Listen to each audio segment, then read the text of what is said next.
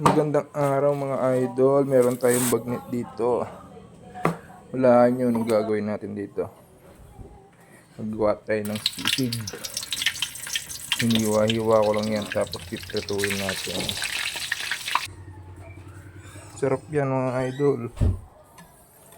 Yan, i-chop natin yan. Sensya na kayo sa paggagayat ko. Mahina yung skills ko sa kutsilyo eh. Tapos medyo malikot pa yung sangkalan na manggitata. Sabi ako, manggitata yun.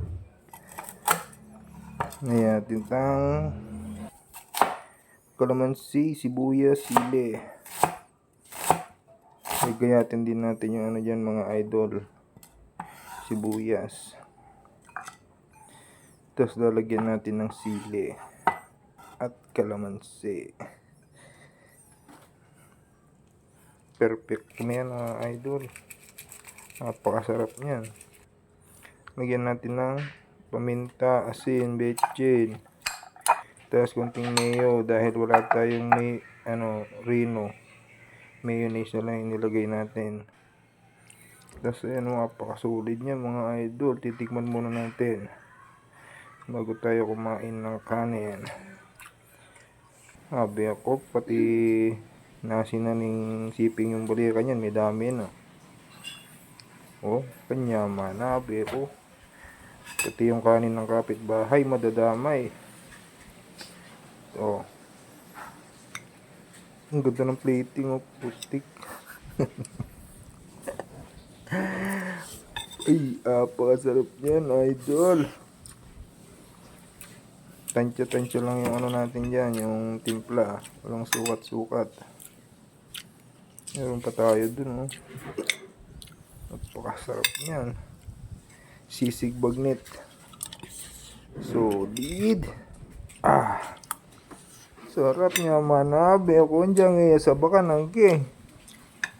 Ikay may kanan. Kanan may sigurado. Abe ko. Oh. Kanya mana. Ay. Solid siya.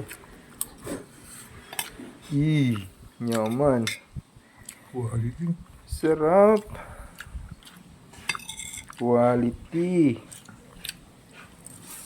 Quality yung gawa ko ini. Napakasarap idol. Nagimasin. Oh. Alinam-nam ng bagnet. Tapos ginawa mong sisig. Solid. Quality boy.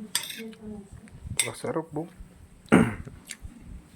Hanggang ngayon naglalaway pa ako. Tapos na ako kumain. Habang binaboys over ko to, naglalaway pa ako.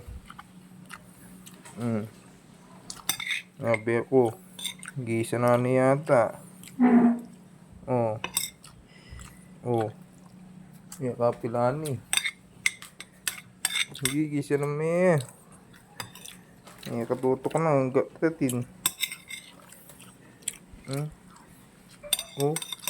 Ay, quality talaga. Napakasolid mga idol.